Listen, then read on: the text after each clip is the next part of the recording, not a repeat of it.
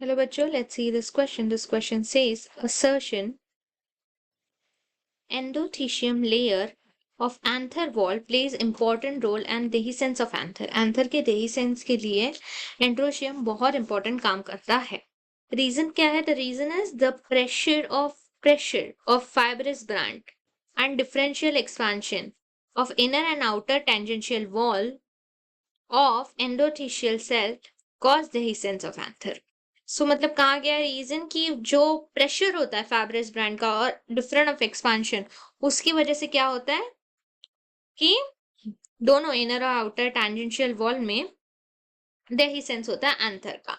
मतलब एंथर एक जगह से ब्रेक हो जाता है क्यों तो पॉलन बाहर रिलीज हो जाए. की concept for this question is what is endothecium?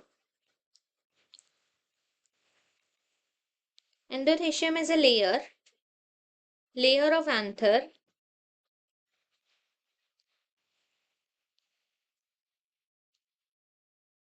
with radially arrange मतलब पूरा रेडियली अरेंज होता है elongated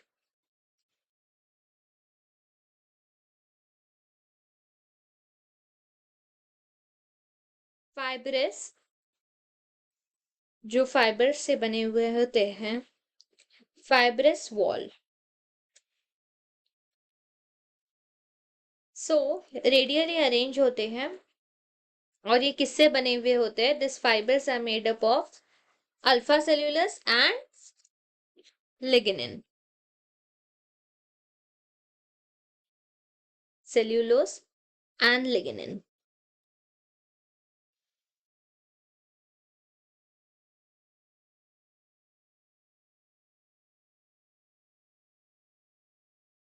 इन दो चीजों से ये बने हुए होते हैं.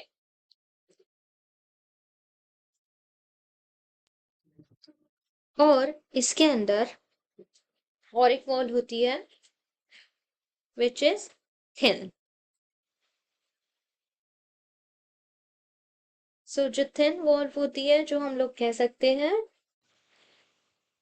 आउटर रहती है, एक बहुत ज्यादा स्ट्रॉन्ग हो जाती है फाइबरस टिश्यू से and another wall is an thin wall.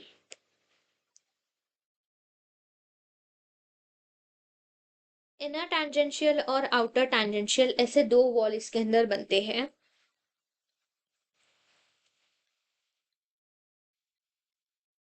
And outer tangential.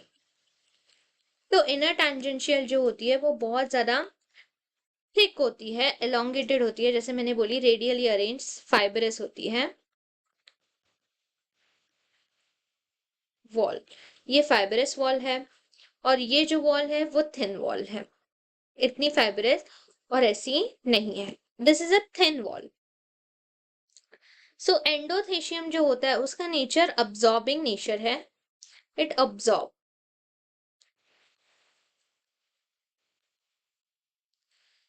सो हम कह सकते हैं कि जो इनर टैंजेंशियल वॉल होती है वो एंथर के मेच्योर होने के बाद जो उसके अंदर थिकनिंग हो जाती है तो वो उस तरीके से स्ट्रेच नहीं हो जाती because it's fibrous so it can't stretch.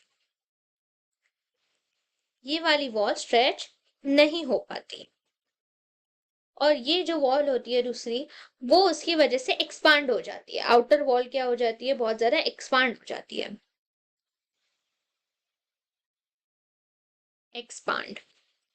और ये कब होता है? एंथर मैच्योरेशन पे.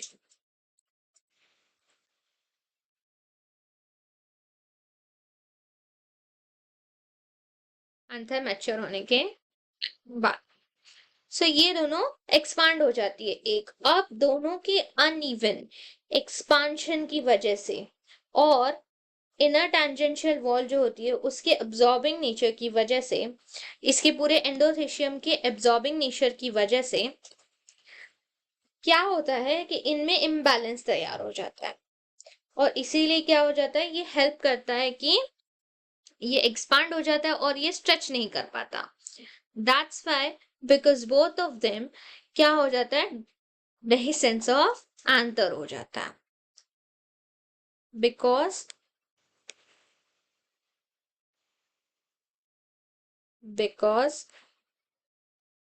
ऑफ इट dehiscence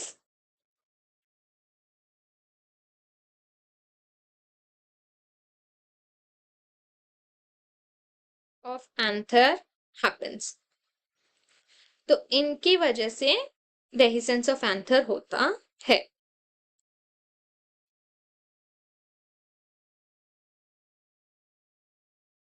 तो असर्शन भी एकदम करेक्ट है कि उसके अंदर बहुत इंपॉर्टेंट dehiscence का रोल प्ले करती है, इन दोनों में स्ट्रेचिंग होता है, एक्सपांड होता है, इस वजह से dehiscence of anther होता है। फाइब्रस बैंड और डिफरेंशियल एक्सपांशन बराबर, और एंडोथेशियल सेल की वजह से, एंडोथेशियल के एब्जॉर्बिंग नेचर की वजह से, इन तीन चीजों की वजह से dehiscence ऑफ एंथर होता है। तो रीजन भी करेक्ट है।